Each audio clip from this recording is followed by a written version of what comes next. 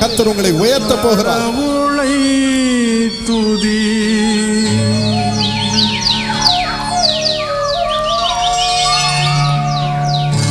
நிகழ்ச்சியை பார்த்து கொண்டிருக்கும் உங்கள் ஒவ்வொருவர் வாழ்வில் ஆண்டவர் தமது சமாதானத்தை ஊற்ற போகிறார்.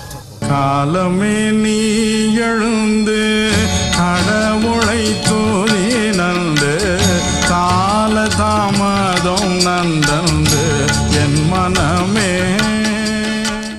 எங்கள் அருமை சகோதரர் பி. இமானுவேல் பிரதாப் மயிலாப்பூர் சென்னையில் இருந்து இந்த நிகழ்ச்சி ஆதரித்திருக்கிறீர்கள். Happy birthday today. எரேமியா 1:5 படி, நான் உன்னை தாயின் வயிற்றில் உருவாக்கும் முன்னே உன்னை அறிந்தேன், நீ கர்ப்பத்திலிருந்து வெளிப்படும் முன்னே நான் உன்னை பரிசுத்தம் பண்ணி உன்னை ஜாதிகளுக்கு தீர்க்கதரிசியாக கட்டளையிட்டேன் என்று சொன்னார். ஏசப்பா, உமது மகனை தீர்க்கதரிசியாக வைத்து உயர்த்தி வையும் அப்பா. வேலையிலே எல்லார் கண்களிலும் தயவை தந்த முதல் ஸ்தானத்தை கொடுத்து கனம் பண்ண சுவாமி. இந்த தேசத்திலும் வெளி தேசத்திலும் பிள்ளை செழிக்கும்படி கிருபை செய்யும். அப்படியே எங்கள் சகோதரர் பால் கிங்ஸ்லி பிரபாகர் அவர்களை வேலையிலே ஆசீர்வாதத்தை அனுபவிக்கும்படி செய்யும், கனம் பண்ணும். மிஸ்ஸஸ் நளினி கிங்ஸ்லி அவர்களுக்கு வேலையிலே ஆசீர்வாதத்தையும் குடும்பத்திலே செழிப்பையும் கண்டு அவர்கள் ஆனந்தமடையும் நாட்களை மட்டும் அவர்களுக்கு அருளி செய்யும் சுவாமி. காத்துக்கொள்ளும் இயேசுவின் நாமத்தில் ஆமென். Mrs V. Bhagyalakshmi, Mister Arumuga Perumal தூத்துக்குடியிலிருந்து இந்த நிகழ்ச்சியை ஆதரித்திருக்கிறீர்கள். உங்களுக்கு எங்களுடைய வெட்டிங் ஆனிவர்சரி வாழ்த்துதலை தெரிவித்துக் கொள்கிறேன். ஜூன் 9 கொண்டாடி இருக்கிறீர்கள். ரோமர் 15:13 படி, நம்பிக்கையின் தேவன் விசுவாசத்தினால் உண்டாகும் எல்லாவித சந்தோஷத்தினாலும் எல்லாவித சமாதானத்தினாலும் உங்களை நிரப்புவாராக. ஏசப்பா, அப்படியே செய்யும். எல்லா விதத்திலும் சந்தோஷம், எல்லா விதத்திலும் சமாதானம் அவள் குடும்ப வாழ்க்கையிலே பெருகி இருக்கட்டும். ஆண்டவனே, உமது மகள் நன்றாக தூங்கும்படி அருள் புரியும் அப்பா. இன்று முதல் அவளுடைய பலவீனங்களை நீக்கி சுகமாக்கும்.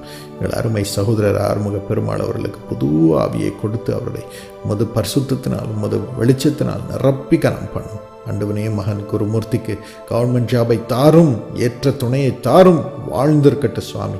மகள் ரேவதிக்கு அட்மிஷனை தாரும் அப்பா. எம்எஸ்சியிலே சேரட்டும், கனம் பெறட்டும். முழு குடும்பம் உமது வெளிச்சத்தை அனுபவிக்கட்டும். இயேசுவின் நாமத்தில் ஆசீர்வாதத்தை அவர் மீது வைத்து ஜெபிக்கிறேன். ஆமென்.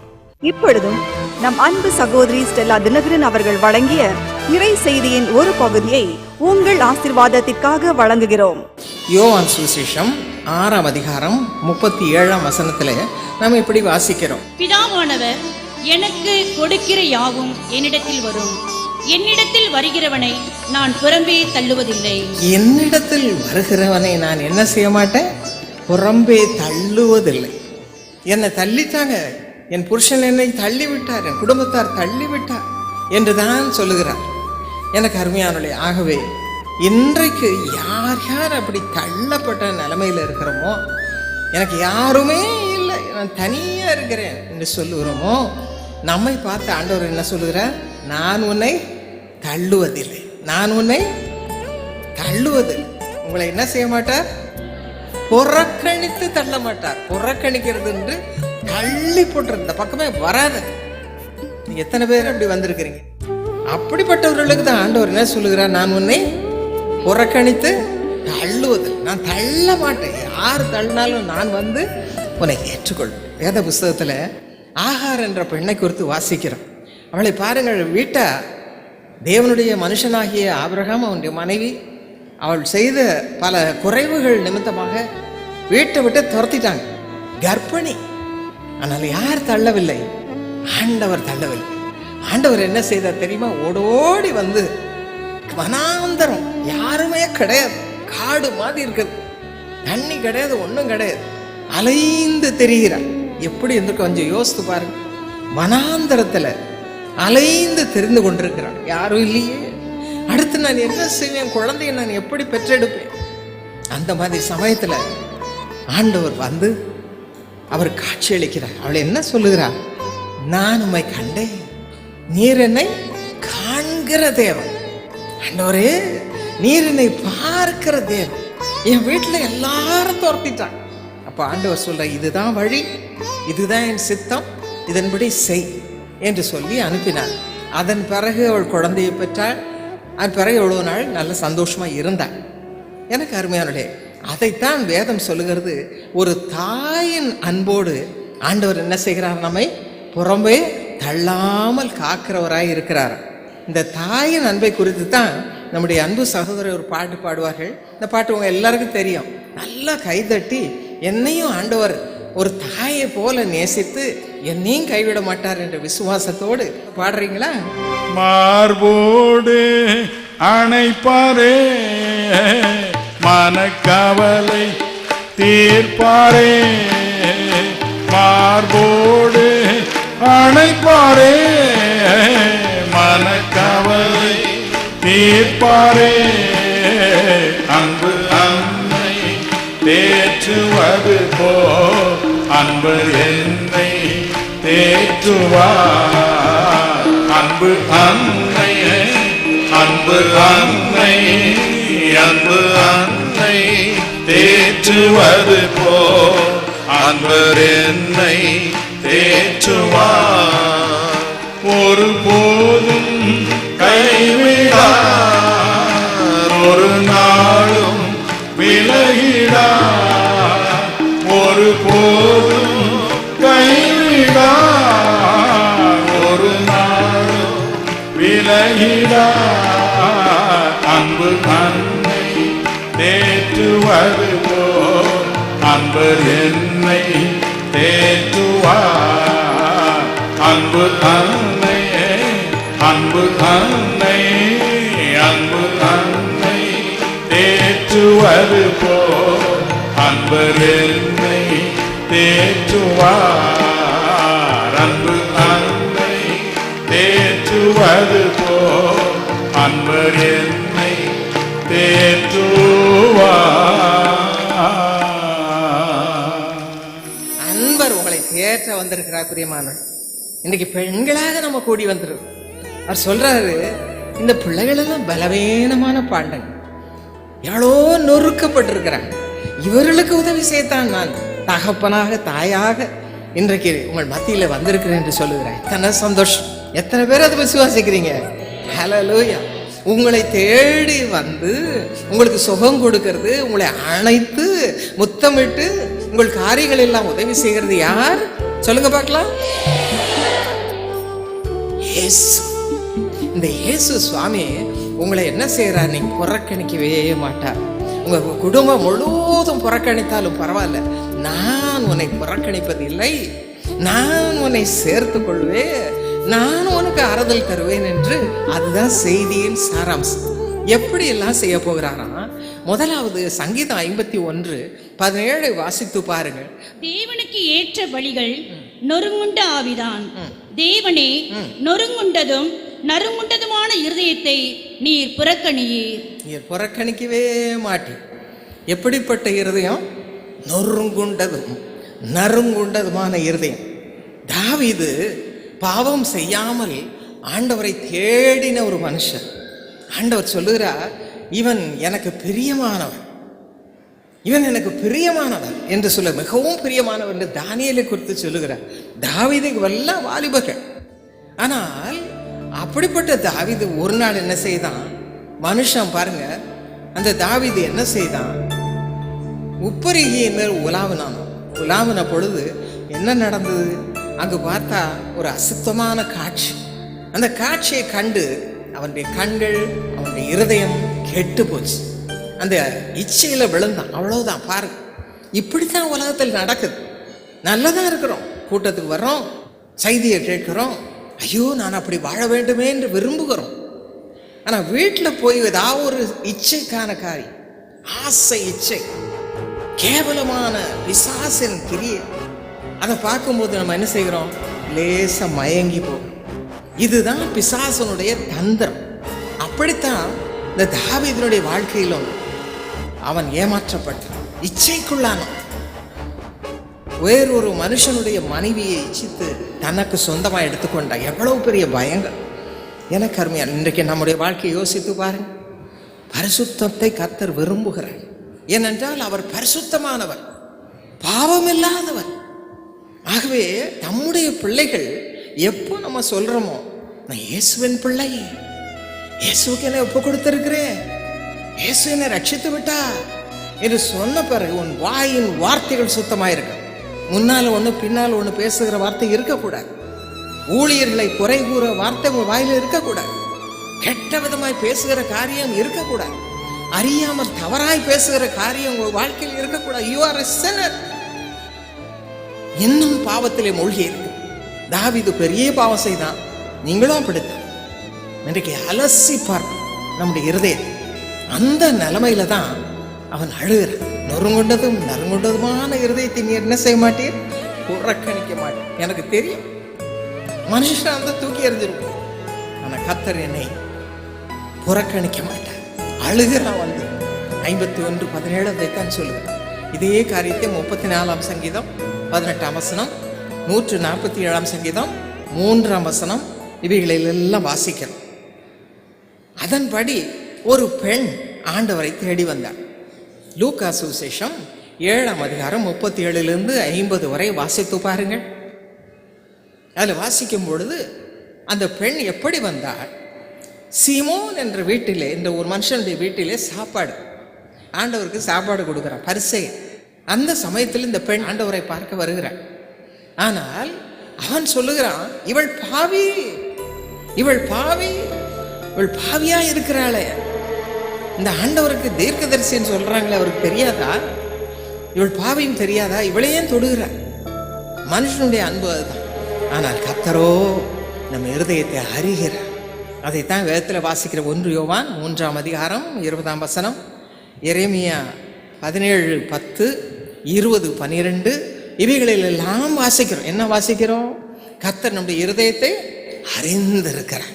இன்னொரு வசனம் இருக்கு, அதாவது 1 சாமுவேல் 16ஆம் அதிகாரம் 7ஆம் வசனத்துல என்ன சொல்லப்பட்டிருக்கு? மனுஷன் முகத்தை பார்ப்பான், கர்த்தரோ இருதயத்தை பார்க்கிறார் என்று சொல்லப்பட்டிருக்கு. அப்படி அந்த பெண்ணை பற்றி ஆண்டவர் அறிந்திருந்தார். அந்த மனுஷன் என்ன சொன்னா? இவள் பாவி, கேவலமானவள். ஆனால் ஆண்டவர் என்ன சொன்னார்? அவளுடைய இருதயத்தை பார்த்து தேடி பார்த்தார். அங்கே என்ன காணப்பட்டது தெரியுமா? அன்பு. ஆண்டவர் மீது அன்பு. அன்பு நிமித்தமாக அவள் உடைந்து போறாள். ஐயோ, அந்த அன்பு ஆண்டவரை நான் மறுதலித்து போனேனே. என்ன பாவம் செய்தாலும் நம்ம என்ன செய்யறோம்? ஆண்டவரை மறுதலிக்கிறோம். சிலுவையிலே மறுபடியும் அறையும். பாவம் செய்ய செய்ய செய்ய ஆண்டவரை சிலுவையில் மறுபடியும் மறுபடியும் அறைகிறோம். உங்களுக்கு இஷ்டமா? ஆண்டவர் பட்ட பாடு போதாதா? இன்னும் அவரை வேதனைப்படுத்த இஷ்டமா? கருமையான சகோதரிகளே, பாவங்களிலிருந்து முற்றிலுமாய் வெளியே வார். பேசும் பொழுதே ஒரு தீர்மானம் செய்யும். இந்த பாவம் என்னிடத்தில் இருக்கிறது, இந்த ஆசை இச்சை இருக்கிறது, நான் தூக்கி எறியட்டும். வேதம் சொல்லுகிறது, நீதிமொழிகள் 28:13, தன் பாவங்களை மறைக்கிறவன் வாழ்வடைய மாட்டான், அவைகளை அறிக்கை செய்து விட்டுவிடுகிறவனோ இரக்கம் பெறுவான். தன் பாவங்களை மறைக்கிறவன் வாழ்வடையவே மாட்டான். பண்றதெல்லாம் பண்ணிட்டு ஒளிச்சு ஒளிச்சு ஒளிச்சு நானும் ரட்சிக்கப்பட்டிருக்கேன், நானும் ஆண்டவருடைய பிள்ளைன்னு சொல்லி நீங்க வெளிப்பிரகமா ஏமாத்தலாம். அதனால் ஆண்டவர் பார்க்கும் பொழுது உங்கள் இருதயத்தை பார்க்கிறார். எவ்வளவு தூரம் உங்களை தாழ்த்தி ஆண்டவருக்கு பிரியமாய் நடக்க பார்க்கிறேன். பாவத்தை தூக்கி எறிகிறேன். இந்த பெண் சொன்னா, இன்று அல்லது என்றென்றுமே கிடையாது. என்னை இயேசுவை பார்த்து என்னுடைய அன்பை வெளிப்படுத்த போறேன். எனக்கு நீர் வேண்டும், ரட்சகராக வேண்டும், என் பாவங்கள் மன்னிக்கப்பட வேண்டும் என்று ஒரு தீர்மானத்தோடு என் அருமை சகோதரி வீட்டுக்கு போங்க. வந்தது போல போகவே போகாது. எவ்வளவு நாள் பாவத்துக்கு அடிமையாக இருக்க போகிறீர்கள்?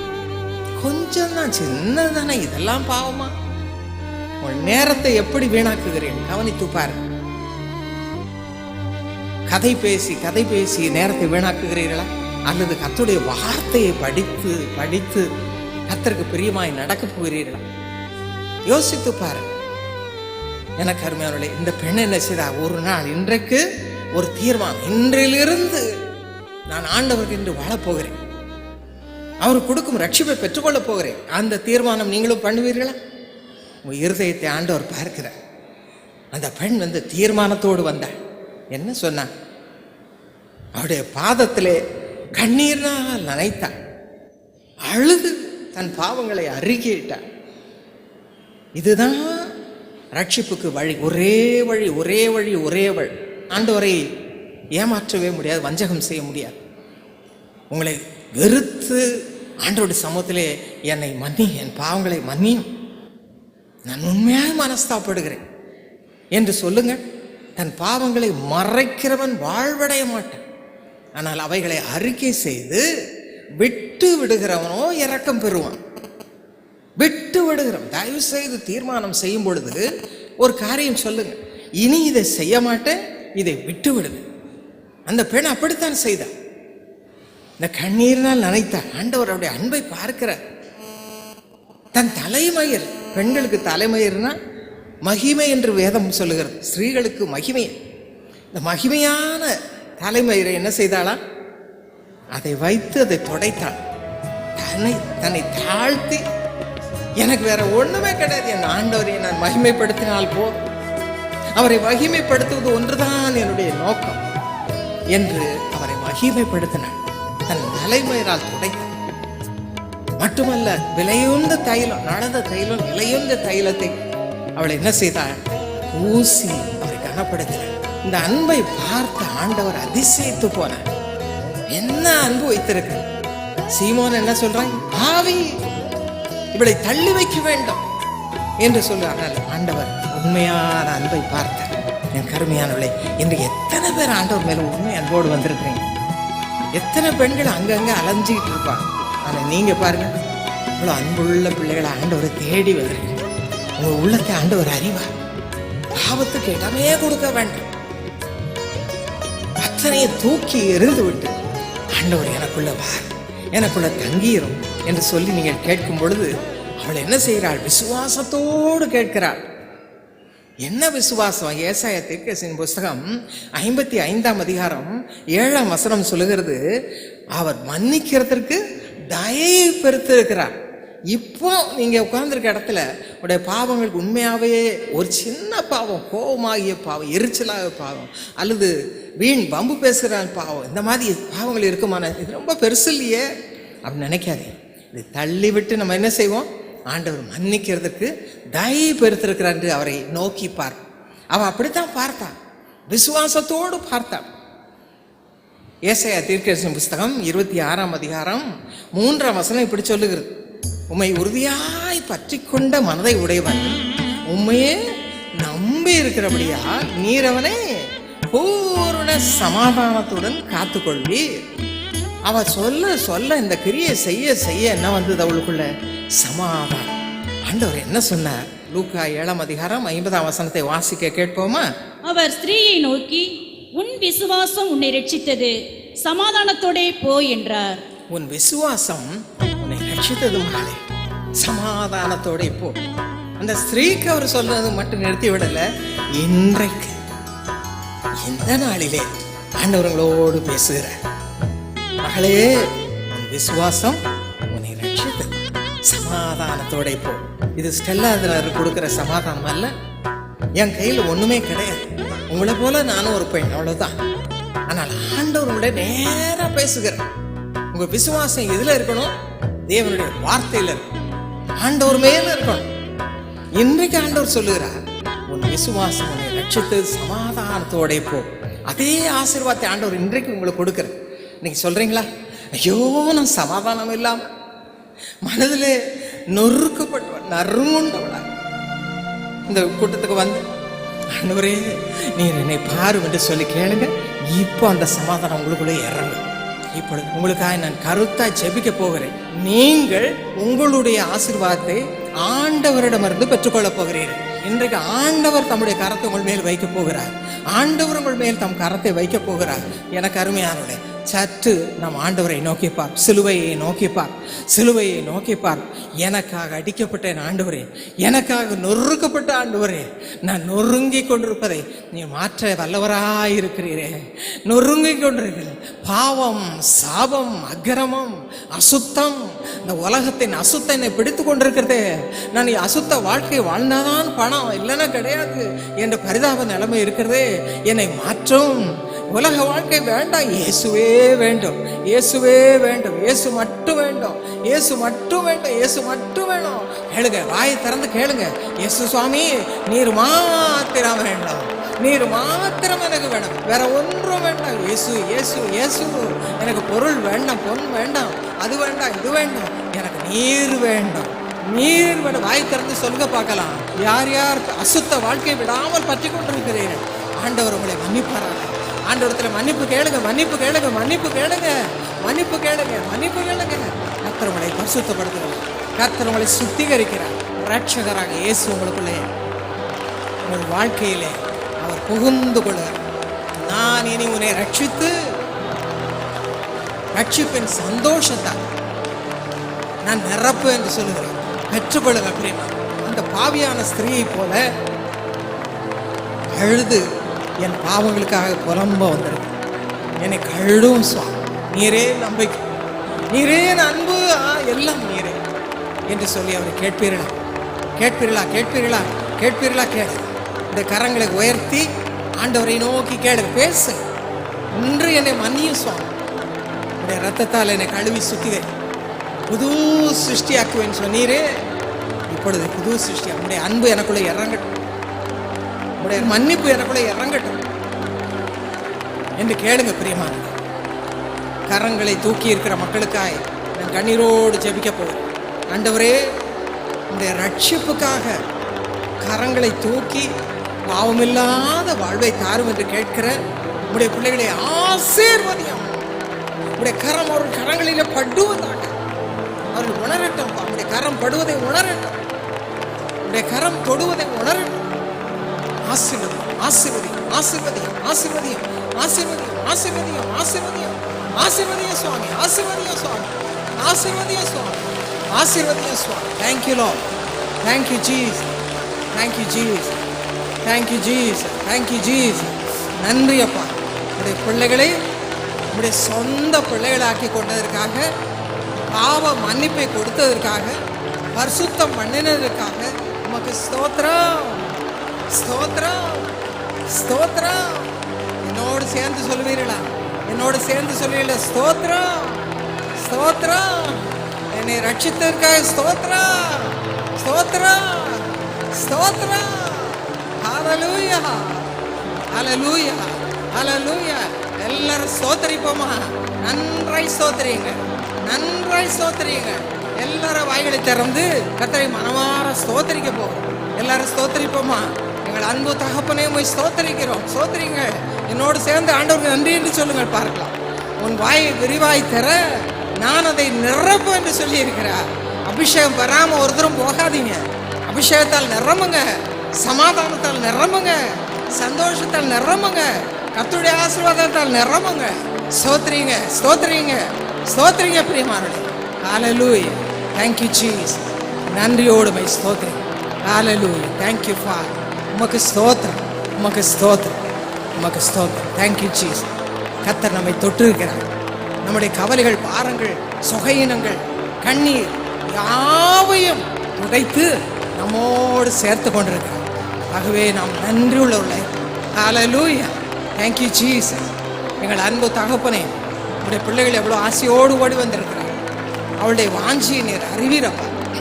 ஒவ்வொருடைய உள்ளத்தின் வாஞ்சியை அறிவி.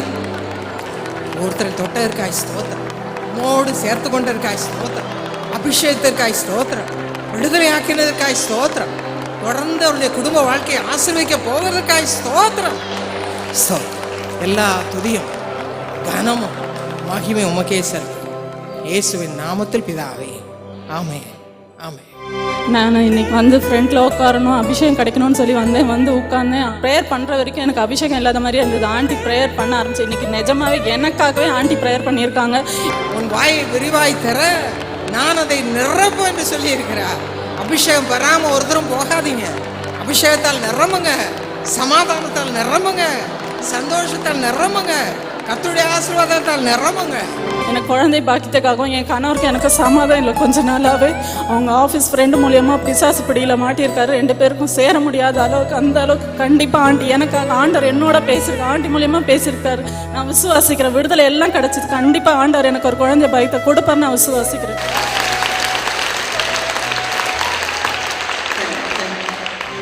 ஆண்டவரே, இன்னைக்கு எனக்கு 25 வருஷமா பிள்ளை சொன்னேன். எப்போ வந்தாலும் சொல்லுவேன், சாட்சி ஆண்டவர் எனக்கு விடுதலை கொடுங்க. ஆனால் மந்திரவாதி என்னை விடாமல் துரத்தி திரும்ப எனக்கு செஞ்சு ஆண்டவர் திரும்ப எனக்கு விடுதலை. இன்னைக்கு கண்டிப்பா ஏசப்பா எனக்கு விடுதலை கொடுக்கணும், நீங்க என்னோட பேசணும், எங்க குடும்பத்துல என்னையும் என் கணவர் சேர விடாம செஞ்சிட, இந்த கட்டுல இருந்து எனக்கு விடுதலை கொடுக்கணும் ஏசப்பான்னு கேட்டு வந்தேன். சாசு பிடித்த நிலைமை, கடினமான நிலைமை. இந்த நிலைமையில பாடுபடுகிற சகோதரிகளுக்காக ஜெபிக்க போறேன். அப்படிப்பட்ட சகோதரிகளுடைய கரங்களை உயர்த்த, குடும்பத்துல பிரிவினை ஆகிய கசப்பு, அதுவும் பிசாசின் கிரியை தான், சேர விடாமல் தடுக்கிறான். தனிமை தனிமை தனிமை. ஆனால் அந்த தனிமையை கர்த்தர் இன்றைக்கு இனிமையாக்க போகிறார். அவருடைய பிரசன்னத்தில் அவங்களை நிரப்ப போகிறார். இப்ப விசுவாசத்தோட போறீங்க. குடும்ப ஆசீர்வாத கூட்டம் வருகிற ஜூலை மாதம் 14ஆம் தேதி சனிக்கிழமை 2:30 மணிக்கு சென்னை வானகர இயேசு அழைக்கிறார் ஜெபகோபுர வளாகத்தில் நம் அன்பு சகோதரி ஸ்டெல்லா தினகரன் அவர்கள் மனதுருக்கம் நிறைந்த தேவனின் இறைவார்த்தைகளை பகிர்ந்து கொண்டு வல்லமையான பிரார்த்தனை ஏறெடுப்பார்கள். இன்றைக்கு இயேசு கிறிஸ்துவின் ரத்தம் நம்மை சுத்திகரிக்க ஆயத்தமாயிருக்கு. அவர் நமக்கு விடுதலை கொடுக்க இன்றைக்கு வந்திருக்கிறார். ஒருவராவது வந்தபடியே போக வேண்டியது, பாவ கரைகளோடு போக வேண்டியது. இன்றைக்கு ரட்சிப்பின் நாள், இன்றைக்கு ரட்சிப்பின் நாள். உடைய வாழ்க்கையை ஆண்டவர் மாற்றுகிற நாள். மறந்து விடாதீர்கள். ஜூலை 14ஆம் தேதி சனிக்கிழமை மதியம் 2:30 மணிக்கு சென்னை வானகர இயேசு அழைக்கிறார் ஜெபகோபுர வளாகத்தில் நடைபெறும் இந்த குடும்ப ஆசீர்வாத கூட்டத்தில் குடும்பமாய் கலந்து கொண்டு தேவனின் ஆசீர்வாதத்தை பெற்றுச் செல்லுங்கள். என் அருமை சகோதரர்களே, சகோதரிகளே, இந்த நாளிலும் மனதார சீஷா மூலமாக உள்ளமுடைந்த மக்களுக்காக, நீங்கள் ஒவ்வொருவரும் செய்த நன்மைகளுக்காக, எங்களோடு சேர்ந்து உழைத்த உழைப்பிற்காக உள்ளத்தின் ஆழத்திலிருந்து முதலாவது உங்களுக்கு நன்றி தெரிவித்துக் கொள்கிறேன். சீஷா தொண்டு நிறுவனத்தின் மூலம் இந்த கல்வியாண்டில் சுமார் 10,000 ஏழை குழந்தைகளுக்கு ஸ்கூல் கிட் வழங்க முன்வந்துள்ளோம். ஒரு குழந்தைக்கு ஸ்கூல் கிட் வழங்க ஆகும் செலவு நன்கொடை ரூபாய் 500. 2 குழந்தைக்கு ஸ்கூல் கிட் வழங்க ஆகும் செலவு நன்கொடை ரூபாய் 1000. 10 குழந்தைக்கு ஸ்கூல் கிட் வழங்க ஆகும் செலவு நன்கொடை ரூபாய் 5000. நீங்கள் எத்தனை குழந்தைகளுக்கு வேண்டுமானாலும் ஸ்கூல் கிட் நன்கொடை வழங்கி தாங்குவதற்கு முன் வரலாம். இதற்கு 80G கீழ் வருமான வரி விலக்கும் உண்டு. உங்கள் நன்கொடையை சீஷா என்ற பெயரில் செக், டிராஃப்ட் அல்லது மணி ஆர்டர் மூலம் அனுப்ப வேண்டிய முகவரி: சீஷா 72 ராஜாஜி சாலை, சென்னை 1.